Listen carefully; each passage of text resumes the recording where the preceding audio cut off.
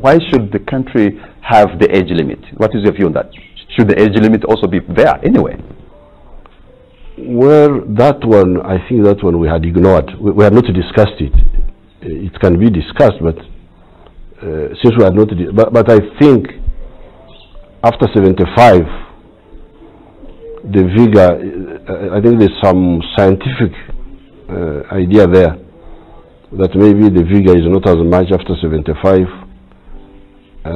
years. So that one I wouldn't quarrel with some. I know there are some leaders who have been leading even beyond 75, but I think if you want very active leaders, it should good to have the ones below 75. So are you saying you wouldn't go beyond 75 yourself, sir? Not at all. Certainly not.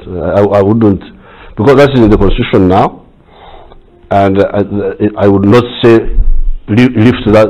I would not involve myself in wanting to change that, because I think there is some scientific logic behind it. So twagala kitwaliwe nti kakati naffe tuli awo tuli bulindaala butukwata obukulembeze bwe tuti buli muwagizi wa NRM buli akola mu gavumenti eno tugenda musiba. Enkola si ntuufu. Naye tugamba nti abazze bakola ebikolobero ku bannayuganda abo buli kinoomu ajja kuvunaanibwa ye nga ye. Abatta abantu bano abazi family zino bajja kuvunaanibwa bo nga bo. Obwenga ekyo kitegeeza.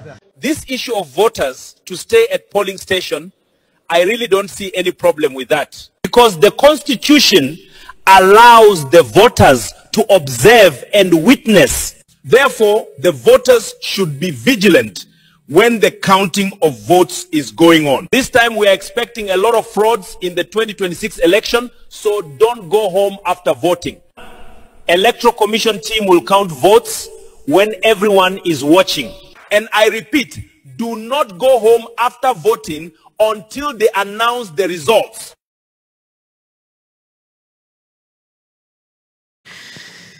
Kale, why should the country have age limit? Echo kyali kibuuzo kya munnamawulire wa NTV ng'akibuuza President Yoweri Kaguta Museveni 2011 mu kalulu ke twali tugendamu akakaasa mmeme. By then, omukulu yali tannaba kubanga aweza emyaka egisukka 75. Olwaleero we twogerera nga President Museveni agamba alina emyaka 81 nga tujjeeko abo abagamba nti gisukkamu. Ekibuuzo ekirala ekyamubuuzibwa, you wouldn't go beyond that age limit bw'ona atuuka emyaka 75 togende naawe mu ngatto z'abakulembeze abalala abasukka emyaka 75 nga bakyali mu service baweereza. Answers yaziteekawo era muziwulidde, nsobola n'okukuddamu okukutemera answers ze nga bwe yazinnyonnyola mu mawulire bwe twali twolekera akalulu ka 2021. Nkwanirizaako buterevu ku Mukutu Vike exclusive. Justice Day okubanga otulaba ne okubeera nga ate otuwuliriza bingi betugenda okubeera nga tukutegeeza olunaku lwa Sunday ngambye nti kanzije ensonga tuzoogere ebigambo byatuke mu mbeera efaanaganako bwetyo. Jeno Nalweiso n'olunaku olwaleero we bukeeredde nga akyalemedde ku nsonga y'abantu okulonda okusigala ku polling station, and of course n'abanyonnyola n'eggaali lwaki oteekeddwa gikuumira wakootereze mayembe gaayo waka togitwala mu ggalagi ku lunaku olwo gikola service ku lunaku lw'okulonda. Akitangaziza ngenda kuba nkikuwa bulungi nga bwe kiri.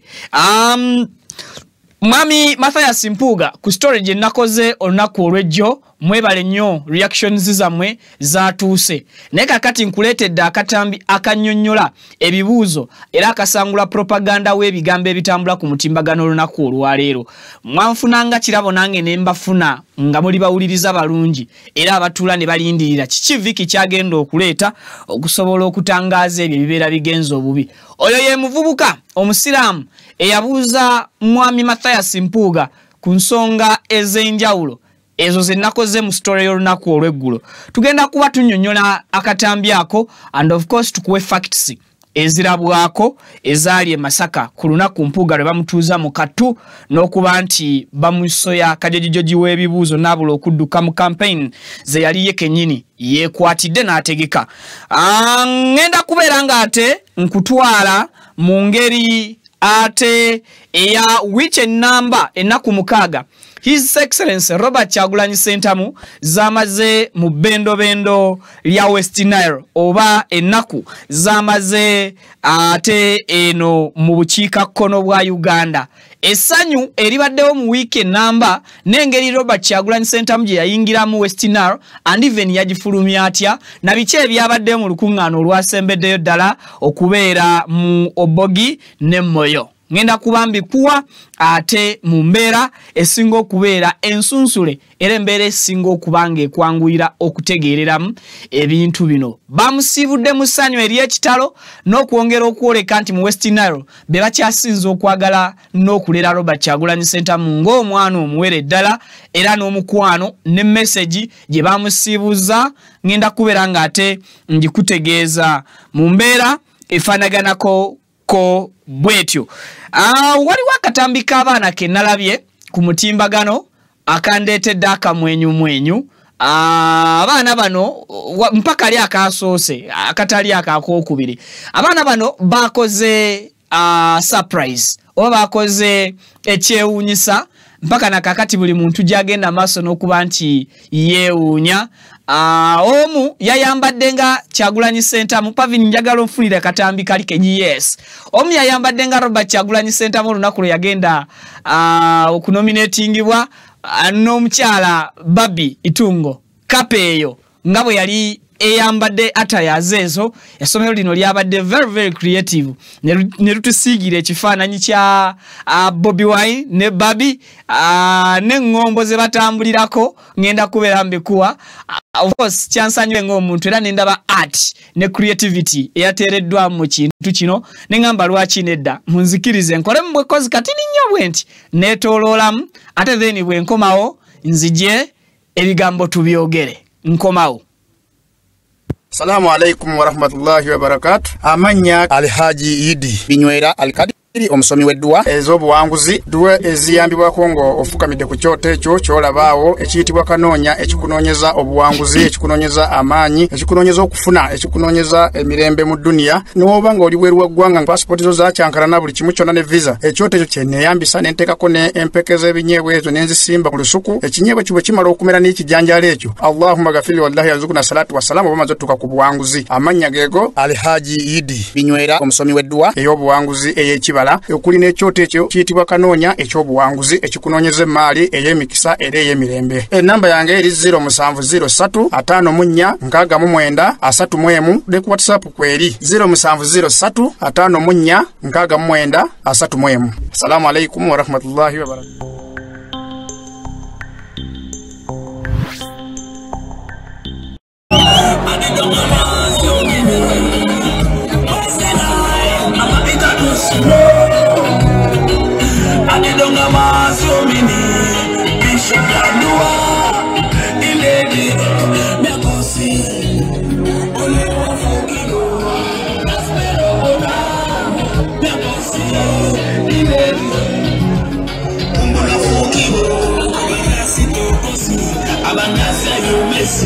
Abanasi bamuzesi indemane kimaya amemana sinambakisi amemana sinambakisi amemana sigodisi indemane kimaya amakizarubo amasiyodubo amagondibo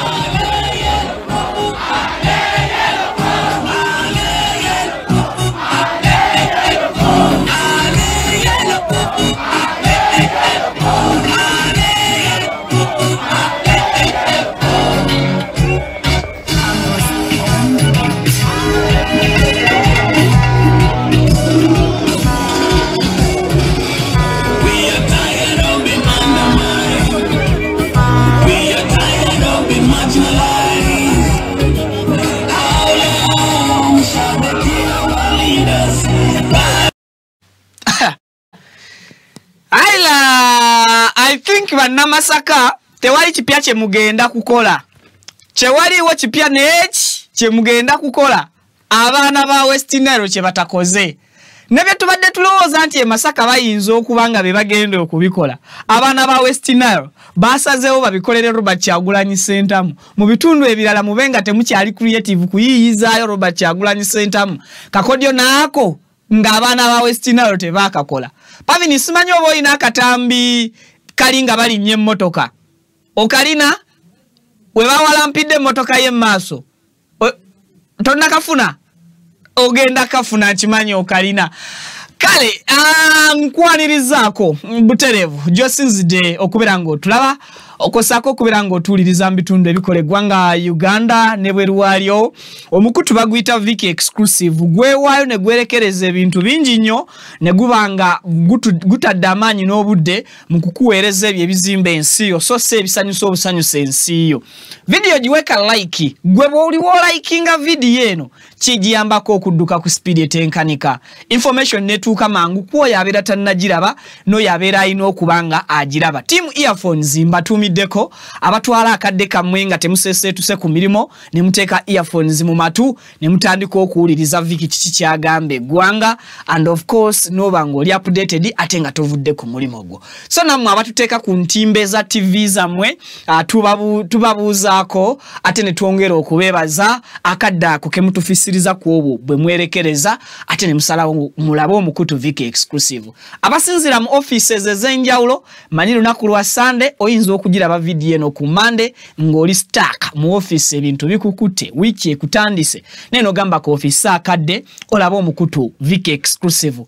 Mu mbeera efaanaganako ko bwetyo subscribinga obeere ng'ofunanga latest updates ne latest information famawulire tujja kuba tugakutuusaako mu kaseera we gagwirawo. Kakati ngenda kuyisa mu wiki nambe naku mukaaga Bobi Wine z'amazenga atalaga ettundutundu erya obukiika kkono bwa Uganda giyite West Nile.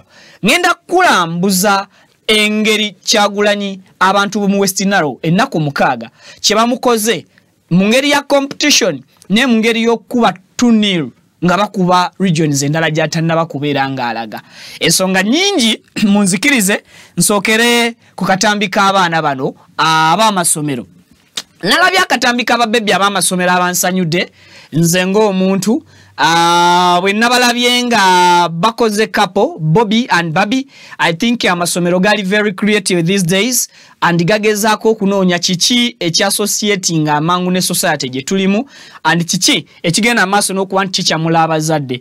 Mukimanyi bulungi nti amasomero gali mu kuteekateeka kuwummula amalala gawummuza abaana okuva ku masomero kakati abazadde zispiikidde balina okufuna ku entertainment. Some of the entertainment abazadde gye bafunye yeyo omwana omulenzi oyo gwe badesigninze nga Bobi Wine at the same time ne bandesigningira bulungi omwana oyo omuto obuwala. In fact kyekindetedde okero okuteekamu ekkooti ku vesti neŋŋamba nti lwaki nedda ekkooti sigenda gisiba pensa lino eryowansi nga bwe ngisibye bwe nti lwansonga si kya bugunjufu okulisiba ng'omwana atadde ekkooti ye mu mbeera efaanaganako ko bwetyo. Naye kale kanjireke ndowooza wano tusooke tutambule ku nsonga y'abaana. Designer yenna eyandesigningidde akaana kano ak'obuwala munoonya muweeyo $5,000. Designer eyadesigninze omwana oyo ow'obuwala, thank you so much Pavini, banteereddeko ekifaananyi kya Babi n'akasawo ke yali akutte n'omusipi gwe yali ayambadde n'akakoofiira ako akali ku kimu oba ekimuli ekyali ku mutwe gwa Babi n'akagato ka high shoe akakawanvu akakondo. Lengera size ya Babi gye badesigninze otunulire ne side y'akaana ak'obuwala height ne size yako.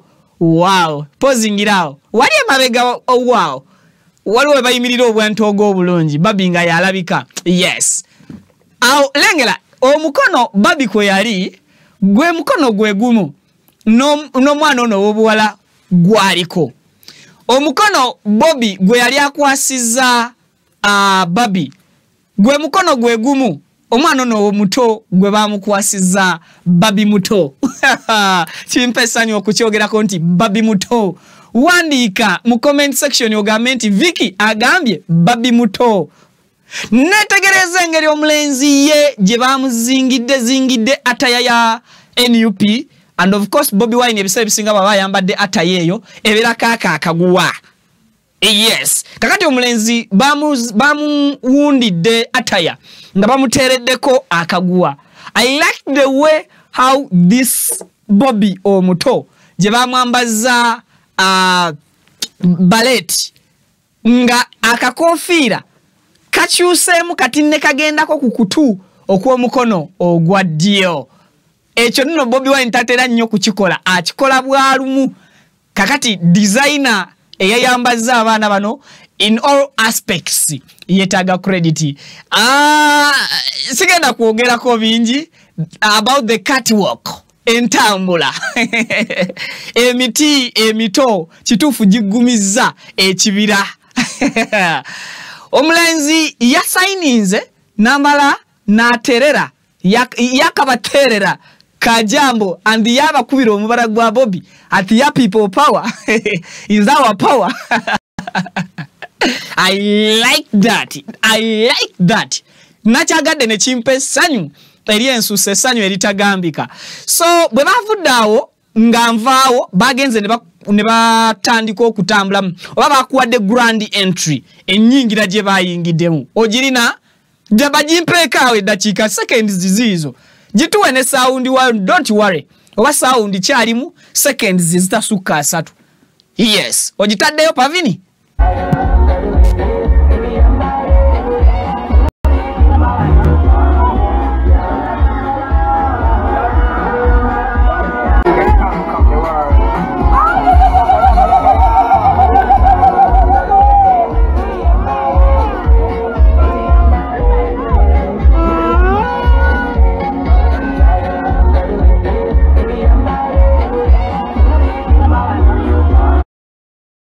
Kakati yabadde grand entry y'abaana abo yabadde so massive and thank you so much. Oba somero baliyita bati eryo simanyi somero eryo bwe baliyita but babadde very so creative and bakozeseza abaana abalina vibe, abaana abalina talent mubo because ekyo kyokka kimala okulaga abaana nti bali creative, abaana balina talent. So amasomero geyongedde okuteekamu obuyiiya.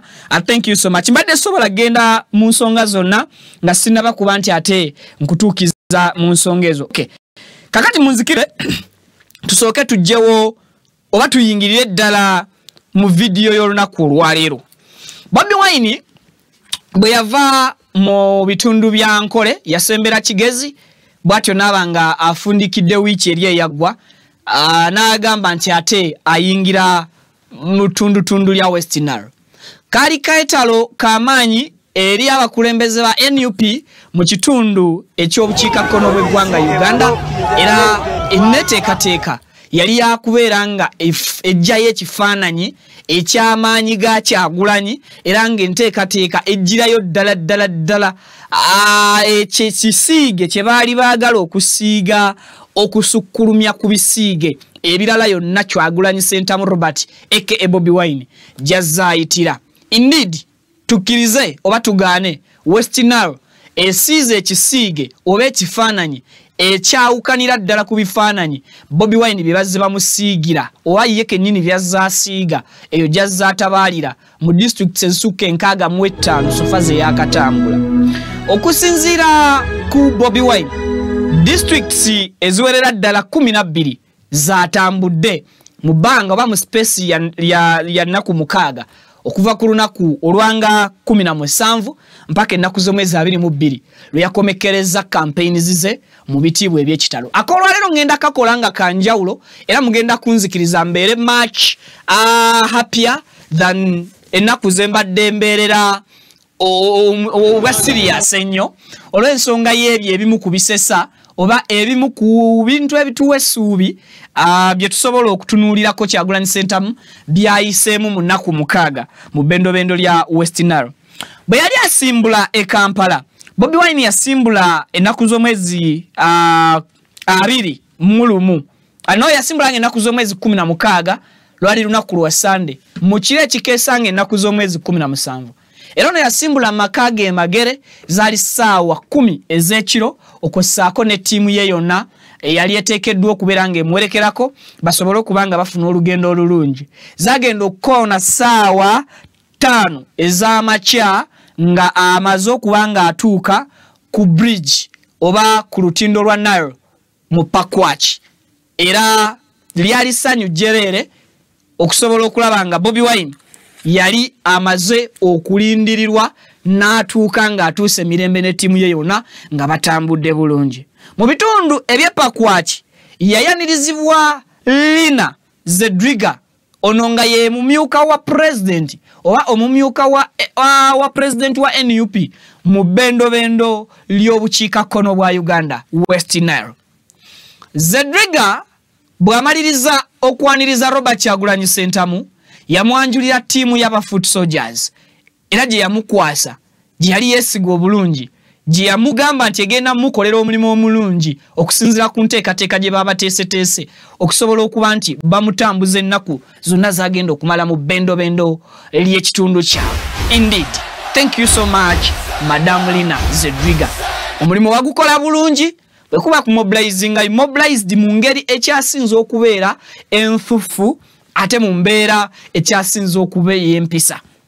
Yasimbula okuva Mama Lina Zedriga we yamujja of course ne batambula mpaka mu kitundu ekye Pakwach. Bagenda maaso n'okuba olukuŋŋaana lwabwe olwasooka mu Okoro ne balukuba mu Madi ne balukuba mu Pakwach ng'ennaku z'omwezi 17 olunaku lwali lwa Monday. Lwali lunaku lusufu era Pakwach yayogera yakola statement eyali engumu ekakasa nti Bobi Wine mu West Nile bamuwelcominze ne massive support oba bamuwelcominze ne crowd esinga okubeera nga erina essanyu n'okusukkulumako oba oliawo ku bitundu ebirala Bobi Wine jazza atawaalira ng'awenja akalulu bwa president. Kali kaseera kasanyu enkeera ku lunaku olwokubiri ng'ennaku z'omwezi 18 Bobi Wine yali alina okugenda mu district y'e Zombo ne Nebbi okubayo enkuŋŋaana ze very very successfully era yakikola. Lunaku olwokubiri nga 18 yatabaala n'agenda mu Zombo n'agenda ne Nebbi. Nebbi eno waliyo ebigambo ebyasaturatinga amawulire ne bigatambuliza ddala olwa speech Bobi Wine gye yawa n'abakulembeze be yasanga mu Nebbi. Abagenda maaso n'okuba nti basparkinza amawulire batya omukyala Florence eyalina okugenda maaso n'okwesimbawo nga woman MP wa Nebbi eyagibwa mu lwokano nga empaka oba okuvuganya kwali wakati we ne muna NRM kakati gwe balangiridde nga ali unopposed obe yayitamu nga tavuganyiziddwa mukyala Kenzo Minister Fiona Nyamutoro. Era ebigambo bya sparkinga bingi Bobi Wine kwolwo naye yakatiriza eddoboozi lye n'alangira government for its impunity egenda maaso n'okuba nti oba oliawo etigomya bannayuganda. Yalangira regime eya Mwami Museveni ekulembera eggwanga olunaku olwaleero. Kakati ku lunaku olwa Wednesday luyita olwokusatu ng'ennaku z'omwezi 19 Bobi Wine yali alina okugenda mu bitundu ebya Arua oba mu district eya Arua. Yalina okuba olukuŋŋaana lwe mu district yonna. At the same time olweggulo Bobi Wine yalina okuwunzika olukuŋŋaana lwe mu kibuga ekya Arua giyita Arua City.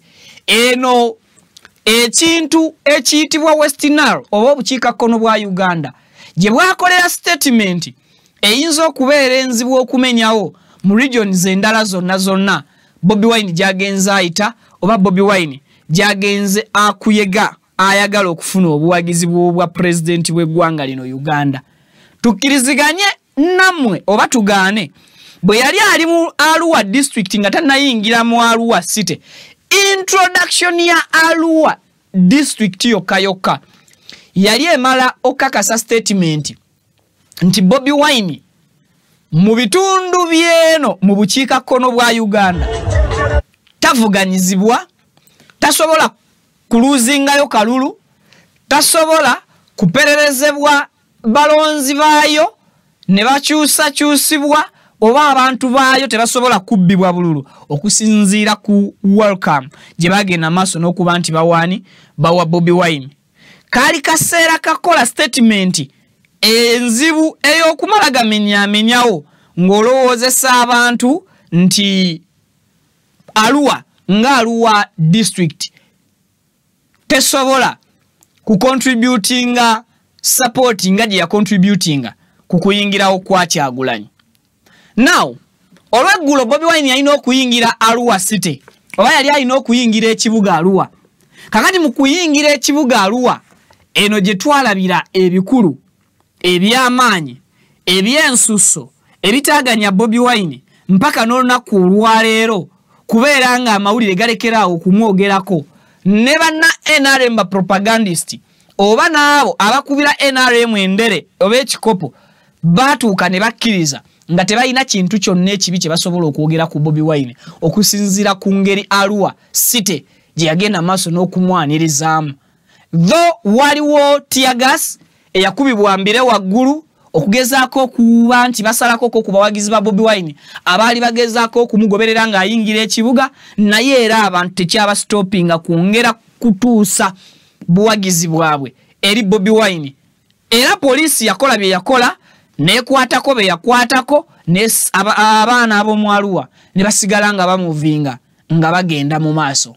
Nsaba introduction ya Arua city akatambi kaliko jeko pavini okaddemu okatereko n'amaloboozi gaako tujjukizeemu katono nnyo abantu abatulaba kiki ekituufu ekyaliwo nga Bobi Wine ayingira ekibuga Arua ewakolwa statement etagenda kwerabirwa. Bw'obafunye akatambi kova okujjako nsaba okatereko n'amaloboozi gaako. Arua baana ba maama yayogera. Nakola story ku lunaku olwo olwanga 19 ne mbagamba nti kino Arua kyekoze kizibu nnyo, kizibu ddala kyakukkiriza muna NRM yenna kuyingira Arua n'afunawo mu welcome efaanaganako bwetyo. Nsaba otuweeko katambi ako n'amaloboozi gaako bakatuwe.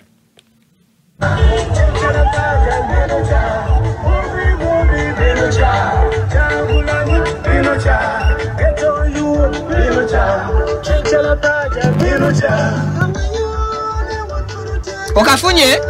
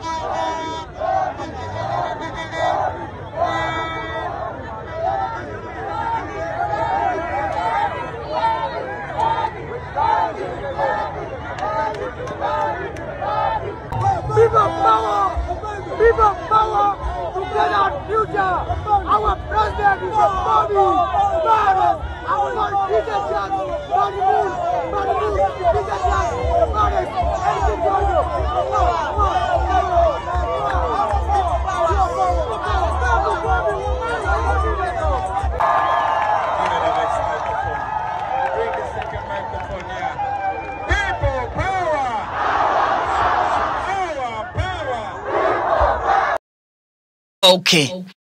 So ezo zezimu ku statement ezakolebwa mu bendo lya Arua ezinzo okubeera enzibu ennyo okuddamu okulabwako mu regions ezimu.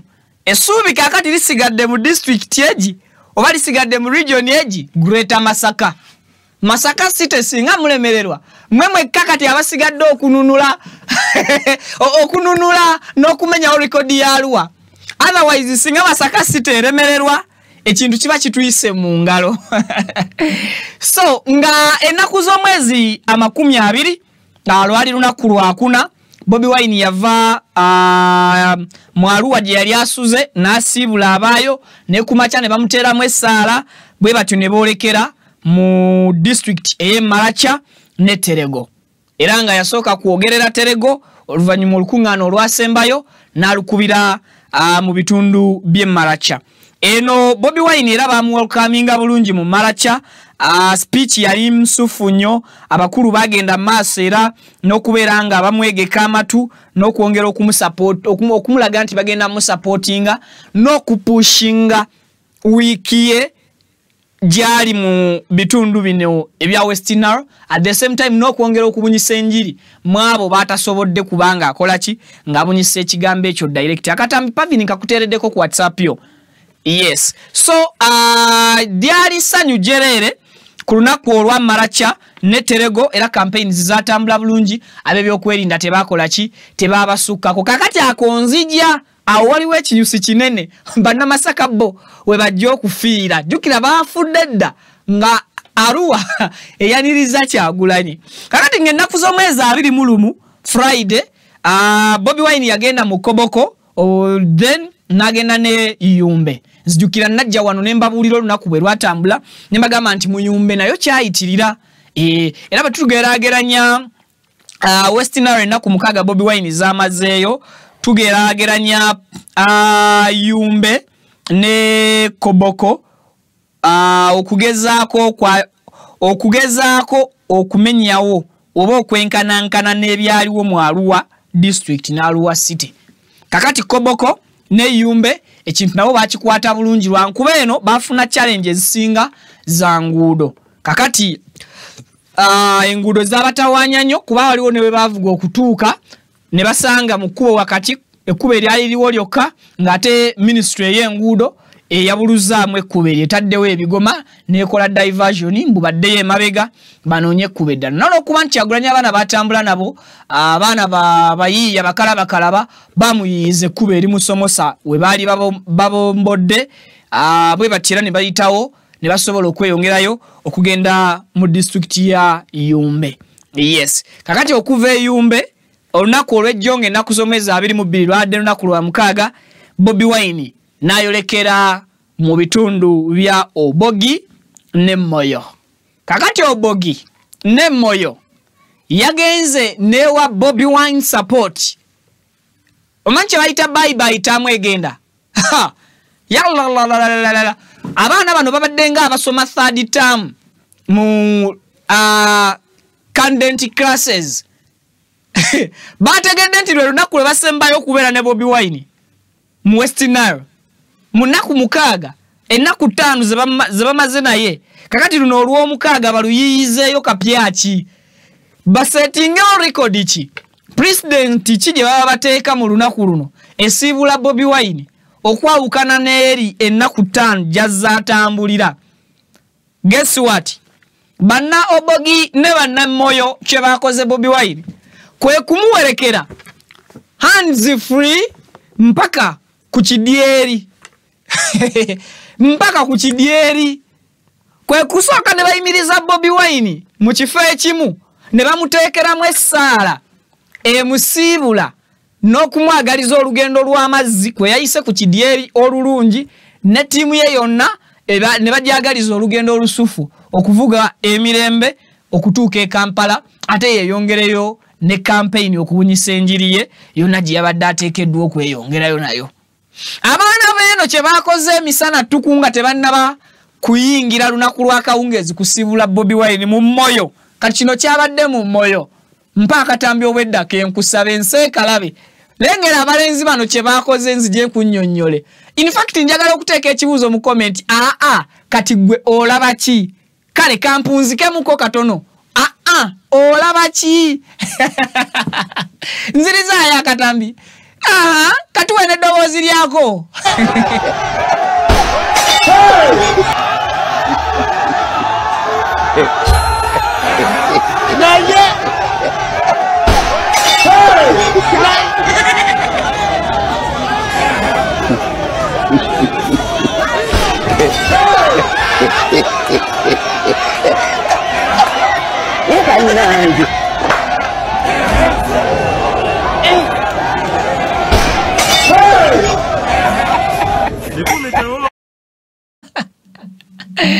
Abana kye bakoze mu kirabye zaayo abana bayikidde motoka ya Bobi Wine even in a few seconds babadde bamaze okulinya waggulu ku kikuboneti y'emmotoka at the same time ng'omu alinye nekundabirwamu a few moments later endabirwamu yayatise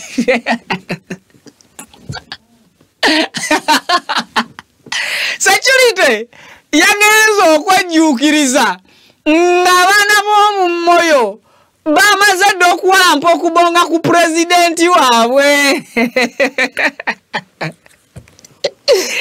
Even Bobi Wine didn't see this one while it was coming.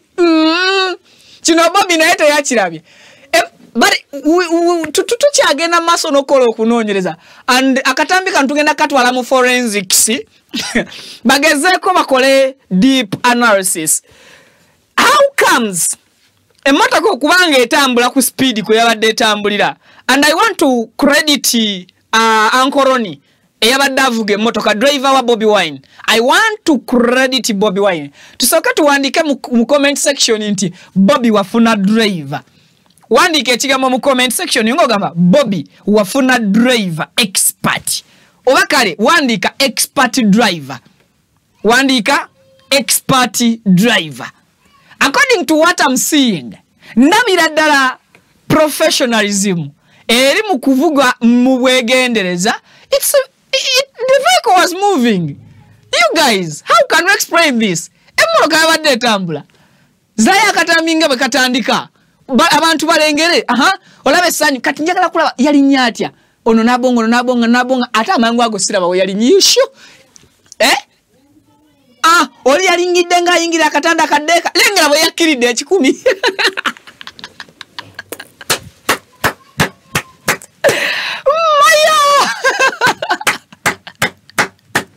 Congratulations West Nile. Wallahi Masaka tetulina kipya kye tugenda kukola. Bana Moyo kye batakoze. Masaka sirabayo kipya kye mugenda kukola. Mpozi nga mugenda muteeka ku kaliba nammwe mumukululire kaliba. Oba si kyo mwe mugenda situla mmotoka Bobi Wine gyana abeeramu. Naye abaana be West Nile buli kimu baakikoze. Bobi didn't saw this one coming. Teyakirabye. He didn't see it. Gosobola okungamba osobola okulaba buti omulenzi bwe yali lengera engeri gye yawala gye yakkiridde. Yawala mpya atya pavini ziriza yakatambi aka. I want to see. Kyasobose kitya. I played this more than 100 times. Kwatao. Thank you. Ono yabuuse bubuusi ng'emmoroka etambula paka ku boneti bw'eppapa emmotoka ya Bobi erabye. Emmotoka ebonye. Omulala naye n'ava eri ate ye bwe yazze laba kye yakoze. Omulala bwe yazze ye yabuuse n'ava ku boneti na ekigere ekimu nigina n'agikuba ku windscreen. Endabirwamu yo maaso ko yakubye ekigere kya nigina.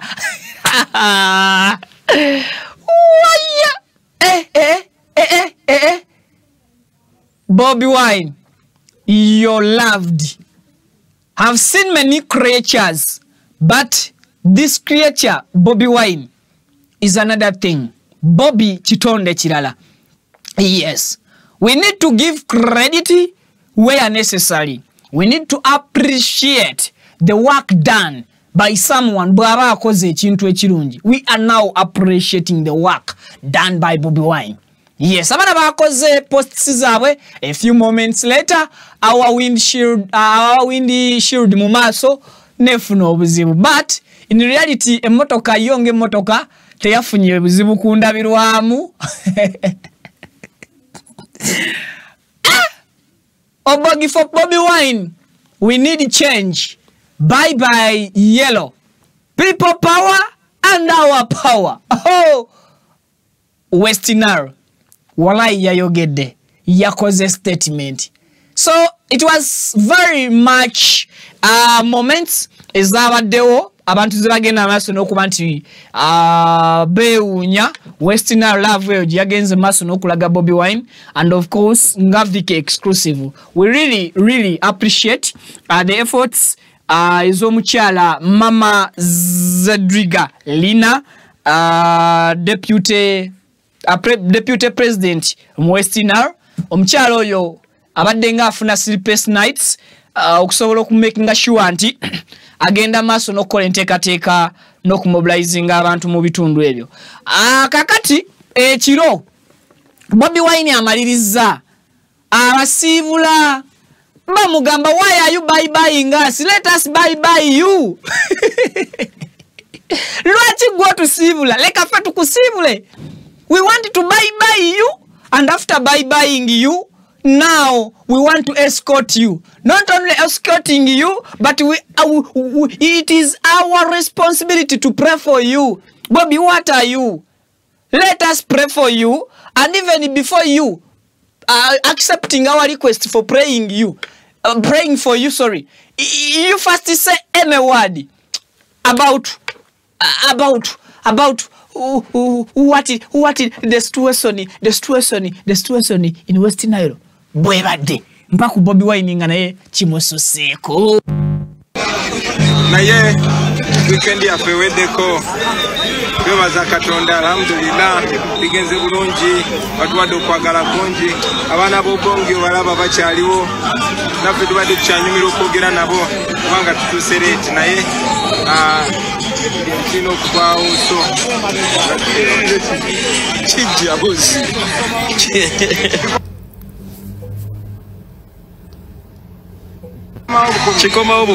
Okay. President Robert Sentamu Kyagulanyi Aluwa bamuyitani Aluwa Obedi bamuyitani abeluwa linerabidde mwaluwa bampita Obedo sorry linya linerabidde ndijukirira mu luyimba nti eyanna lumansi tonkabira. So babadde abemmoyo bamusiibudde ne bamukwasa abe Obogi nayo ne musibula mpaka ku mwalo we yagenze okufuna ekidyeri ekino okumusomosa okumutwala mpaka Mwajumani, then Mwajumani angajja okulinnyira muddene okwolekera ebitundu bye Kampala. So abaana basoose ne bamusabiraawo emisana ne bamubeesa akawungeezi nga nnyuse ne bamubeesa nga bwe balinda ekidyeri. Security yasobodde okubeera nga naye etuukayo embeera nebanga egiraba bulabi bigiweddeko. Nsaba omupeeko ku moment eyo ey'ekiro nga Bobi Wine bamubeesabeesa n'okumuteeka mikono gya Katonda gimusobozese okumutambuza obulungi. Before we reach there, tuweko katambi akakechiro. Yes, tuweko katambi ako. Ensewulire esaala ezemirembe.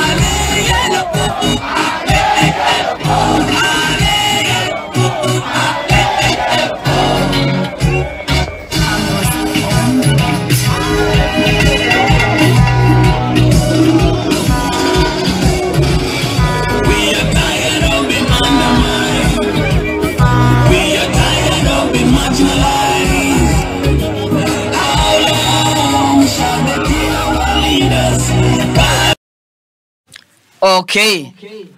So that was the situation Muchiro nga bamwagaliza okulinnya ekidyeri atambula obulungi, ekidyeri ne kijja ne bateekako emmotoka ze n'abantu be bwe batyo ne babavuga mu kidyeri mpaka Mwajumani ge basimbudde matumbi g'ekiro. Okuva Mwajumani ne badda ku kkubo ne batandika okuvuga mu kiro saa 7, 8, 9, 10, 11 kitundu paka saa 12 ekkubo we baali nnyuse entambula ne batuusa mu Makemagere ye ne tiimu ye nga tekuli afunidde buzibu mu kkubo. Bw'atyo Bobi Wine n'atuuka ewaka. Bwe yatuuse waka bambi bano yabeebazizza olw'okubeera nti batambudde bulungi naye n'okubanga Mukama abasobozesezza okutindiga olugendo oluwanvu bwe rutyo n'abawa n'obusobozi obumalako olugendo olwo n'omukisa gwabaweeredde mu lugendo lwe batambudde olubadde olw'ennaku 6 lwe basimbula mu kiro era ne bakomawo mu kiro. So kabadde kaseera kasanyu nga beesiibula oba nga bagezaako okwekulisa ekkubo bombi ng'ate we beeteekerateekera pulogulaamu ya wiiki nga bwe ngenda okugibawa etandika n'olunaku olw'enkya. Batuweeko katambi ako Pavini nga bwe katandika pulezidenti nga yeebaza ttiimu ye. Okay. Oli chia. Oliyo. Nga mwogeraga ababizi abankovu. Baganda bange mukulikireyo ddala. Kama mulungi. Seera kyonna. Tuse bulungi alhamdulillah. Mukulikeyo. Buli omu muwumuliza atambudde bulungi. Noba okyali mulamu. Eba nange mukulikeyo nnyo. Tusereti naye tuse bulungi. Lwaki Masinya jango tuweesaayo tufudde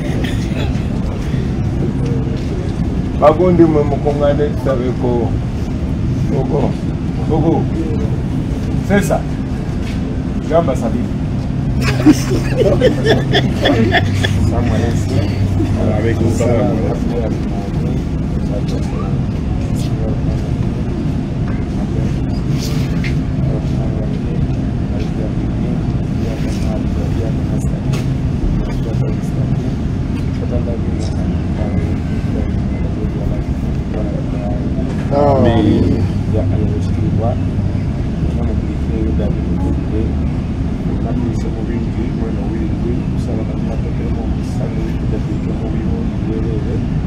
ya tuso kuwamuzi okunonya natudeni wembe waka okebulungi famira mutwayo kukisabe kisaba vita enyega tuno namukiza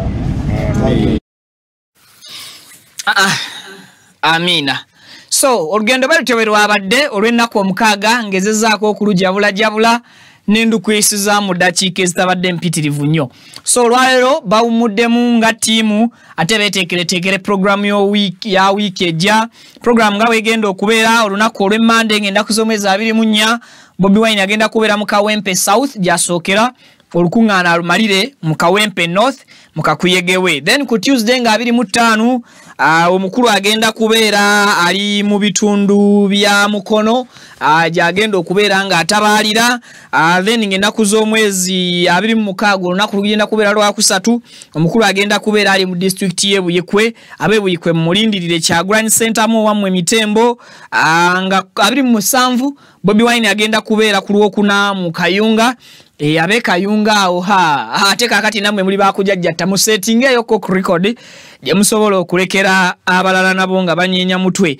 Ku Friday nga 28 daye eri mu Jinja City kakati luli yali Jinja district, this time around ali mu kibuga Jinja wa kuuma abaana be Jinja tusangaire nzira kyakubakoba baba mwena bababa ne bamama ndikwenda okubakobera ati Kyagulanyi Center mu Ngobi alikuira mu Busoga alikuira mu Busoga mu Idinda City. So alikwenda mu mwanirize mu ngeri ekasinzo okubeera ey'amaani. So Bobi Wine Ngobi alikuida mumutegekere amaido and even mukobere batasoboire kukobera ati arenda okubakobera nga 28 mu Idinda City. Abomba mazi Masaka kibuga ky'abalimi ekibuga ky'abensenene. This time around Bobby temuwansenene zimusiba oluto. Please don't give him grasshoppers. Yes, and don't give him ekirabo kya coat of arm yamwe gye mwakoleyo erimu engabo y'ensenene. Abe Masaka temukikola. He's coming soon. Masaka City.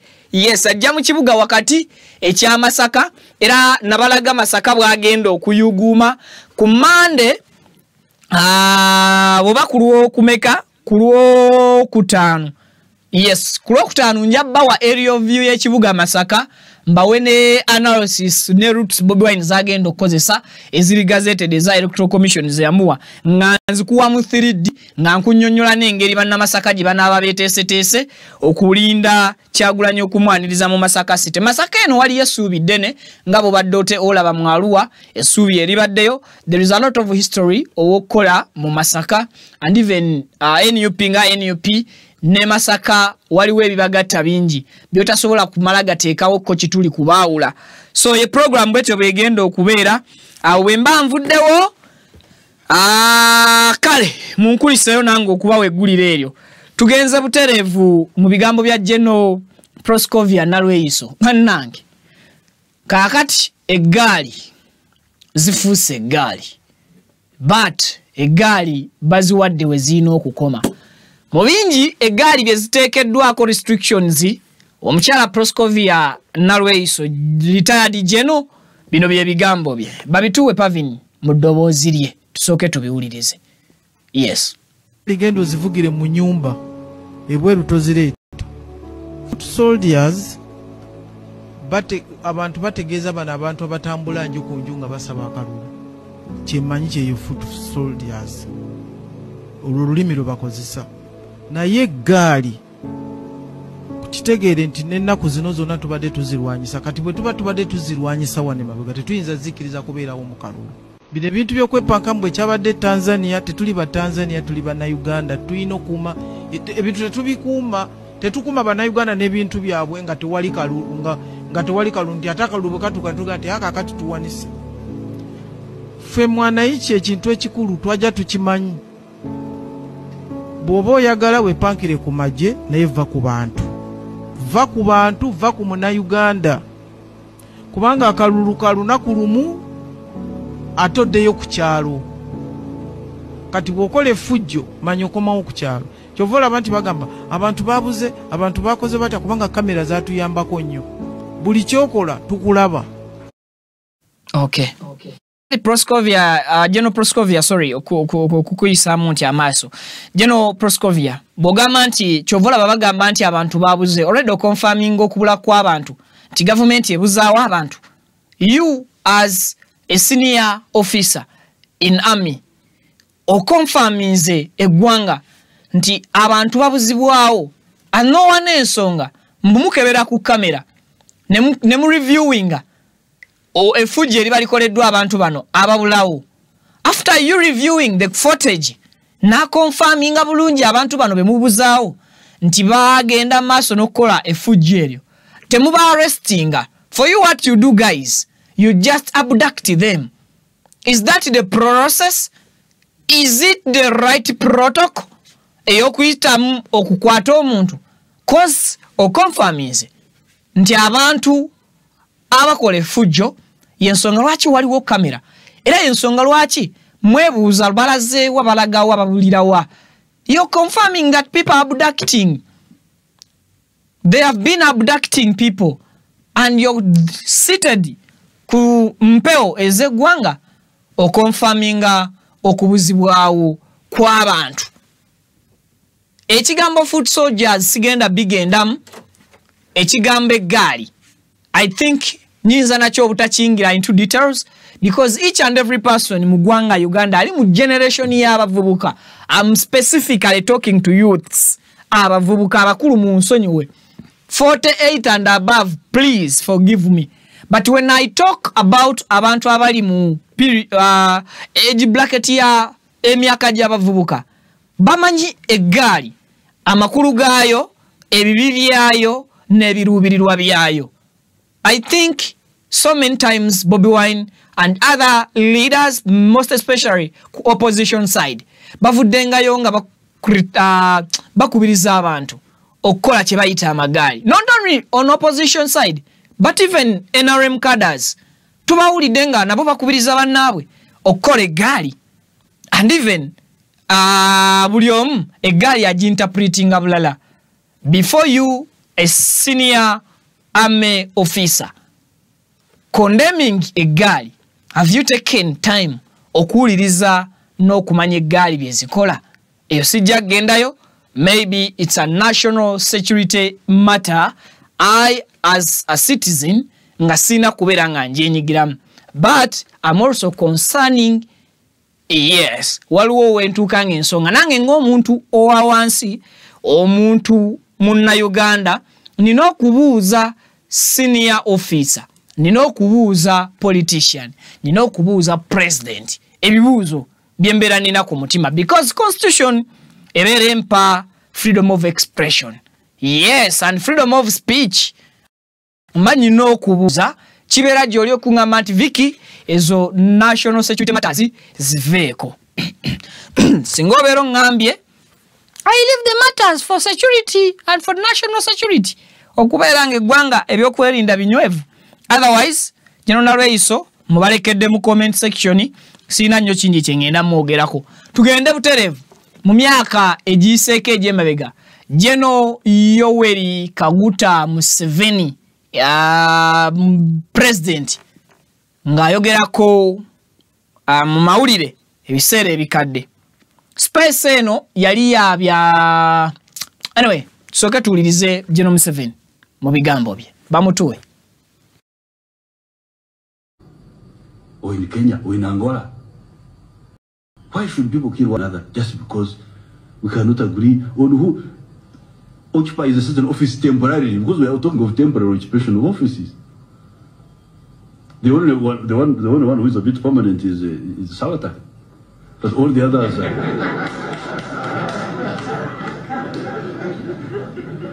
all the others are just temporary. 5 years, 6 years, 10 years. Should that really cause a disruption of society just to decide who does something for 5 years? What is so? See? So in the case of Uganda, I can assure you that, and already we have demonstrated it. We have had elections 3 times since we came from the bush. And there were no problem. There were no incidents. There was no violence. There were some people who tried to bring back the old politics, but they were handled very, very, very nicely, and there was no violence.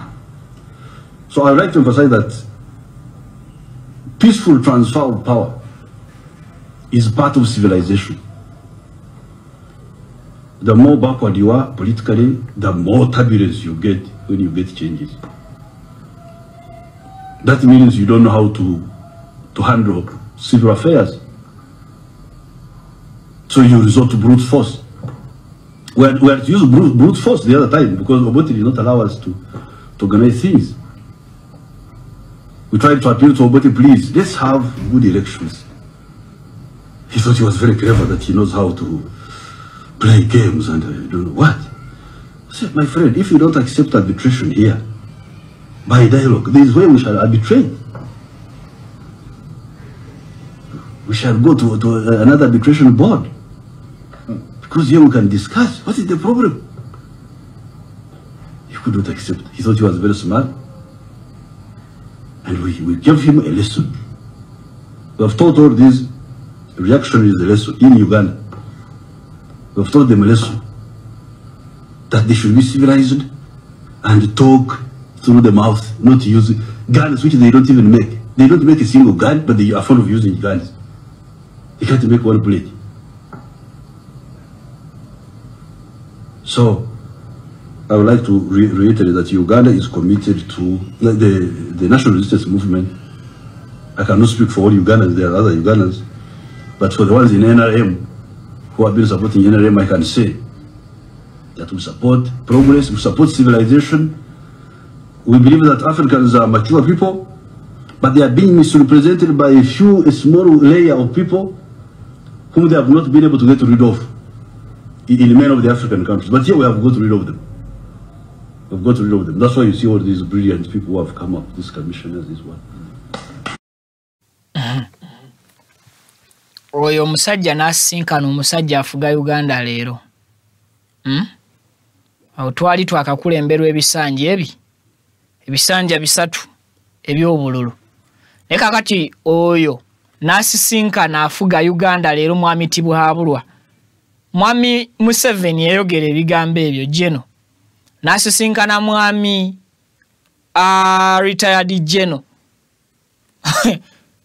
iti bwahabulwa bwata mwegana amugwambulago abali bogera ku kintu ekitibwa transition of power oba engeri y'okukyusaamu obuyinza okuva mu mikono gy'omuntu omu obuyinza ne budda mu mikono gy'omuntu omulala bwengezaako okumenya discussion ebigambo bya president mu mwaka ogwo obudde ngenda kutwala buwanvu nnyo. I think it will be a topic for another day, but njagadde nako nkayiseewo owulire gwe alowooza nti obuyinza busobola okukyuka olwaleero nga buweebwayo mu nkola ey'emirembe mu kalulu oba mu mutendera gwonna, and even bwe weetegereza baani abali mu meeting abawuliriza oba abali mu press brief eyo abawuliriza ebigambo bya President Museveni, by then I think kikumala okutegeera nti President Museveni olwaleero ne President Museveni ow'ebiseera biri baayawukana dda. Nina akatabo k'ennoonya n'akakateekako emitwalo egisukka muze sigenda kwogera nkasomemu naye akatabo kakyabuze. Yes, akatabo akawandiikibwa Mwami Museveni. Yes. Yes. Seeds of akalina aina akatabo ako nkagula ne bwe batokanguzizza nga ompa kusomamu busomi nkakuddize nkeetaaga okusomamu obusomi then bwe naamala. Yes, bwe obeera okayina yakatabo ya Master Seeds nja kubeera very very happy nkasomemu mpulire Mwami Museveni ebigambo bye byedda n'ebigambo by'olwaleero. Sigenda kumulwako, mugenda kunzikiriza olwakadde. Ndekeya katambi ka Honorable Mathias Mpuugo w'ekirespect owulire omwana engeri gye yamutadde ku ntandaalo. Kakati wano we byatandikidde era gye byakomekeredde n'abamu okutuuka okusalasala mu parties bwe baagala oba obutambi. Full video y'akatambi ako yiyo Pavini nkusaba gitutereyo nze bakkirize mbasiibule yoyo omusiraamu eyagenze maaso n'okuba nti asoya ebibuuzo Mwami Mpuuga obudde ne budda ku bunnaabwo ne munne Abedi Bwanika ebigambo ne bibakalira ku mutama. Tuwe mbasiibudde mweraba. Oyina yako ogikozesa obalabule bajja kuba emirembe mu nsi naye tebakyereetedde bonna baliwo abaagala okubuuza badde bakidde ki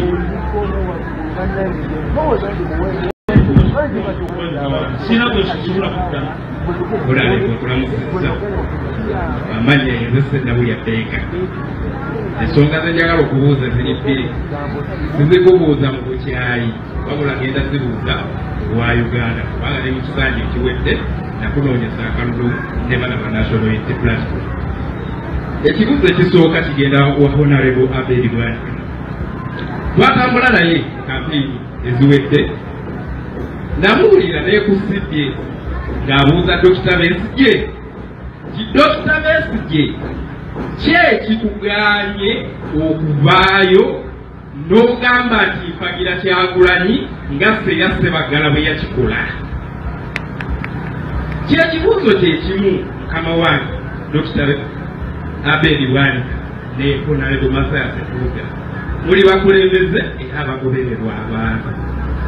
Kyekibuuzo kyekimu nammwe kyembabuuza nga mmwe abakulembeze abagobererwa abantu abaana ab'enda ya Nakalamba lwaki temukola nga bwe mwakola nga mugamba Dr. Kizza Besigye aveeyo ayogere gyagwa. Ekibuuzo ekyokubiri Honorable Mwanga Kivumbi yazze wano e Masaka n'ayogera ebigambo bye mwalabye nga tebanyumidde. Honorable Abedi Bwanika n'agamba nti ggwe Honorable Mpuuga bwe yawa essuuti yo gye wasooka okwambala lwaki ojja wano e Masaka n'otandika omuddoola. Kyekibuuzo kyekimu kyembuuza bakadde bange Honorable Mpuuga gwe waliyo mu Parliament. Bano bonna Mukyala Juliet Kakande ne Meya owa divizoni ya Nyendo Mukungwe Nakumusana Mutya yakajja ne Honorable Abedi Bwanika. Lwaki Kyagulanyi bwe mwakkiriza mubeere wansi we mu ambuleera essaawa zino mwogera nga mumukola nga mugamba kyolwasi nga mwakkiriza okukolera wansi w'oyo asiimuuka. Ekirala ekyo temusobola kukyengana kuba mwagamba yeyeepimira ku ssaawa z'ategeera emisala abatategeera ekiri abatategeera. Ne neewuunyamu abasajja be twesiga abayivu abagezi ate ne kudda omuntu asiimuuka wansi we nga bassemujuŋŋaana abalina amagezi amangi baaliwo ne mubaleka ebibuzo byabwe.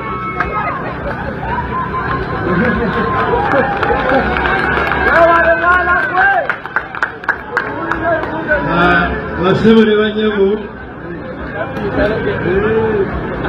basooke nteeke esimu wansi.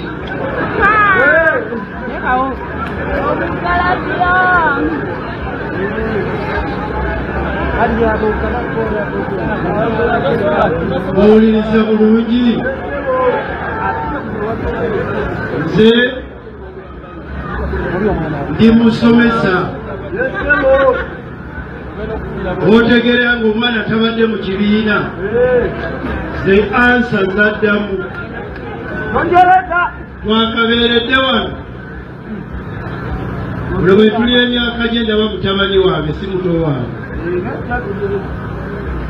bwe muteekwa kubanga mwategedde atategedde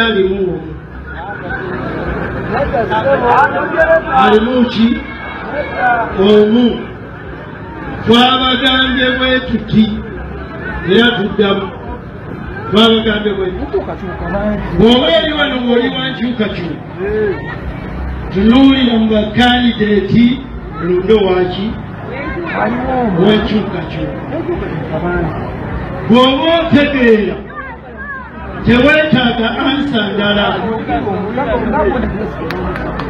sinze nteeka okuwa erinnya lwaki oyagala lyange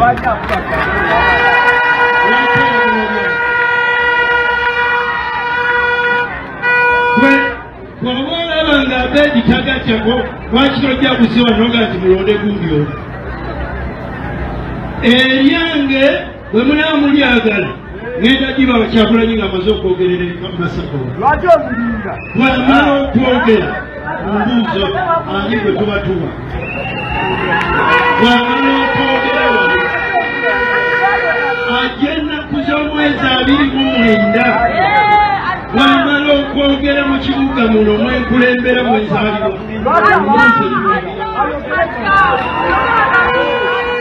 ebyo bemututiisatiisa nze sibikkiriza.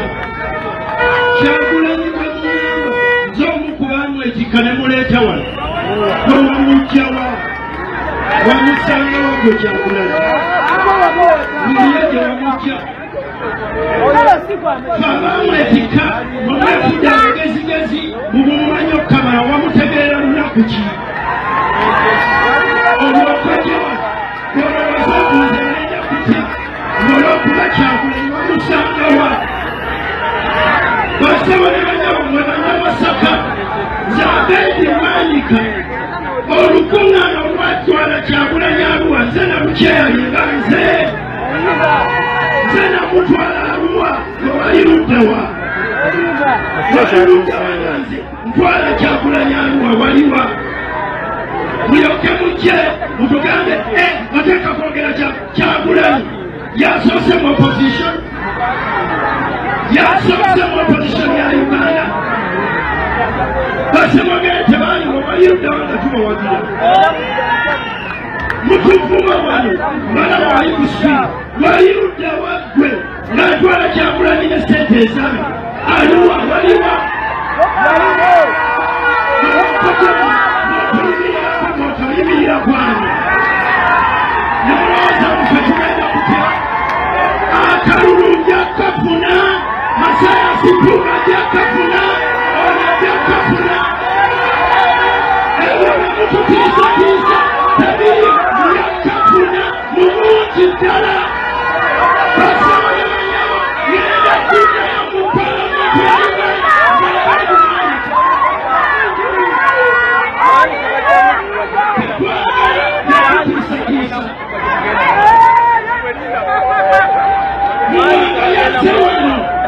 People power veyo.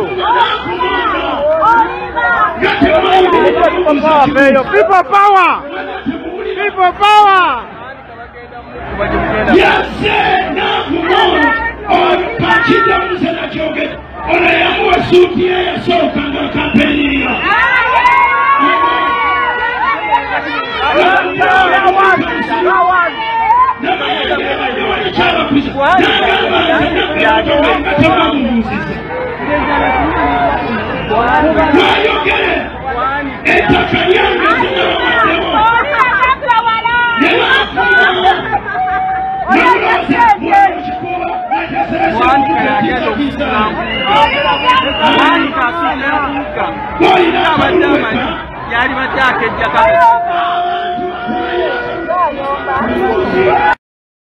Assalamu alaikum wa rahmatullahi wa barakatuh. Amanya Alhaji Idi Binywera Alkadiri omusomi weddwa ez'obuwanguzi duwe eziyambibwa Kongo ofukamidde ku kyoto ekyo kyolabaawo ekiyitibwa kanoonya ekikunoonyeza obuwanguzi ekikunoonyeza amaanyi ekikunoonyeza okufuna ekikunoonyeza emirembe mu dunia n'oba nga oli bweru wa ggwanga passport zo zakyankalana buli kimu kyonna ne visa ekyoto ekyo kye neeyambisa ne nteekako ne empeke z'ebinyeebwa ezo ne nzisimba ku lusuku ekinyeebwa kibwe kimala okumera n'ekijanjaalo ekyo Allahumma ghafiri wallahi yazukuna salatu wassalamu oba maze tuka ku buwanguzi amanya gego Alhaji Idi Binywera omusomi weddwa ey'obuwanguzi ey'ekibala okuli n'ekyoto ekyo kiyitibwa kanoonya eky'obuwanguzi ekikunoonyeza emaali ey'emikisa era ey'emirembe enamba yange eri 0703546931 ne ku WhatsApp kweri 0703546931 Assalamu alaikum wa rahmatullahi wa barakatuh.